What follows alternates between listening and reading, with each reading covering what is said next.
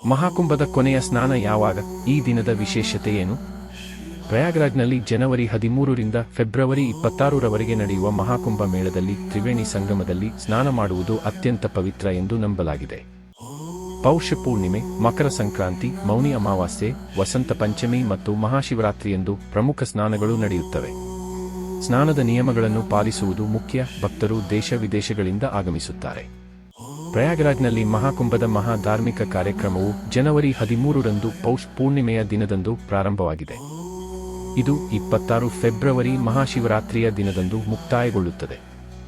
ಮಹಾಕುಂಭದಲ್ಲಿರುವ ಪವಿತ್ರ ತ್ರಿವೇಣಿ ಸಂಗಮದಲ್ಲಿ ಸ್ನಾನ ಮಾಡುವುದು ವಿಶೇಷ ಧಾರ್ಮಿಕ ಮಹತ್ವವನ್ನು ಹೊಂದಿದೆ. ಕುಂಭದಲ್ಲಿ ಮಾಘದಲ್ಲಿ ಸ್ನಾನ ಮಾಡುವುದಕ್ಕಿಂತ ಪವಿತ್ರವಾದ ಮತ್ತು ಪಾಪನಾಶಕ ಹಬ್ಬವಿಲ್ಲ ಎಂದು ನಂಬಲಾಗಿದೆ.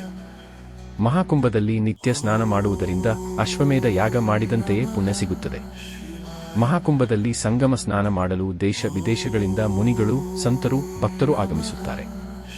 ಮಹಾಕುಂಭದಲ್ಲಿ ಜನವರಿ 13 ರಂದು ಪೌಷ ಪೂರ್ಣಿಮೆಯಂದು ಮೊದಲ ಸ್ನಾನ, ಜನವರಿ 14 ರಂದು ಮಕರ ಸಂಕ್ರಾಂತಿಯಂದು ಎರಡನೇ ಸ್ನಾನ, ಜನವರಿ 29 ರಂದು ಮೌನಿ ಅಮಾವಾಸ್ಯೆಯಂದು ಮೂರನೇ ಸ್ನಾನ, ಫೆಬ್ರವರಿ 3 ರಂದು ವಸಂತ ಪಂಚಮಿಯಂದು ಐದನೇ ಸ್ನಾನ, ಫೆಬ್ರವರಿ 12 ರಂದು ನಾಲ್ಕನೇ ಸ್ನಾನ, ಮಾಘ ಪೂರ್ಣಿಮೆಯಂದು ಮತ್ತು ಫೆಬ್ರವರಿ 26 ರಂದು ಅಂದರೆ ಮಹಾಶಿವರಾತ್ರಿಯಂದು ಕೊನೆಯ ಸ್ನಾನ ಮಾಡಲಾಗುತ್ತದೆ.